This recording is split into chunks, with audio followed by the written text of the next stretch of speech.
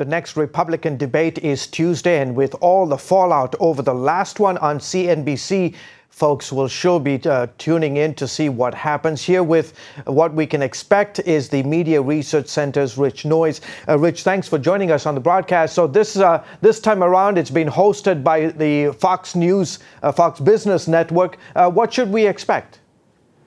Well, I think it's going to be a little bit of a slower paced debate. You're going to have 8 candidates instead of 10.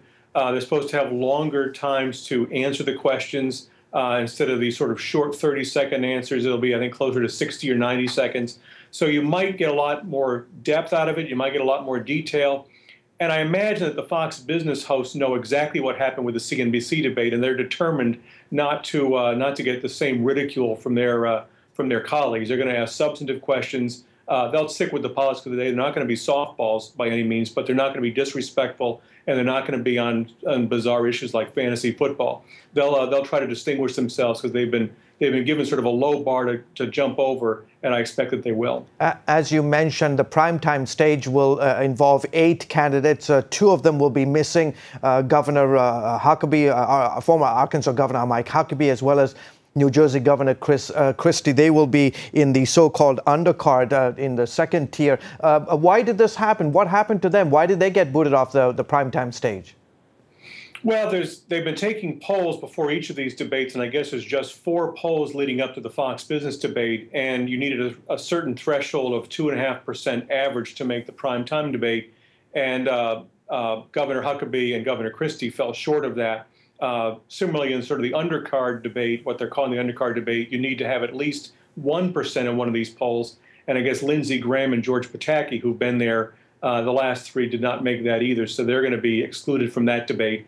I think this is partly the natural winnowing process that you get. Mm-hmm. On the other hand, these are based on national polls. A lot of these candidates are trying to sort of either break through in Iowa or New Hampshire. So they're trying to sort of get the attention at the national level, and yet they're being punished if they're running a more localized campaign to start out.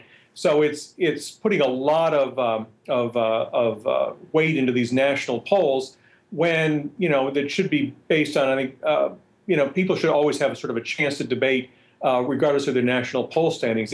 It's something where you can imagine. I guess it was 4 years ago, Rick Santorum wasn't really registering very much in the polls until I think the last couple of weeks of the Iowa caucuses. Then all of a sudden he came from behind and won those caucuses. Mm-hmm. And became someone who won several states. So I think things can happen sort of later in the process, and trying to exclude people now is probably not the media's job. That's the voters' job. And speak to that point, Rich, the whole idea of that, some of these folks who are the so-called underdogs or not doing well can really have an incredible performance. Talk about the impact that these debates are having on the populace in terms of, giving lesser-known candidates like Carly Fiorina folks to get to know her and what she stands for. Are these debates having an impact on the audience?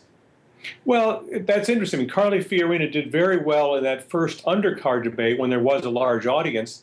But, she's done well, I think, in the other debates. But there she's mixed in with 10 candidates. Now it'll be 8 candidates.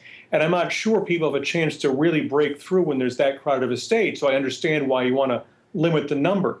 But, the debates being on that main stage is sort of validating a candidate as a significant top-tier candidate.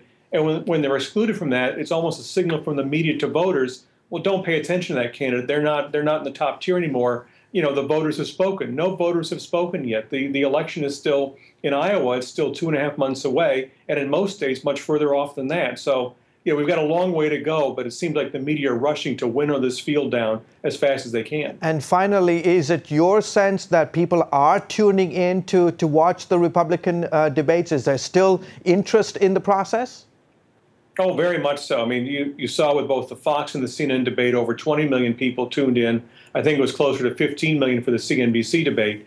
I don't know how many households get the Fox Business Network. It's not quite as great as the Fox News Channel, but I suspect that they'll have a record audience that night. Okay, terrific. Rich Noyes with the Media Research Center.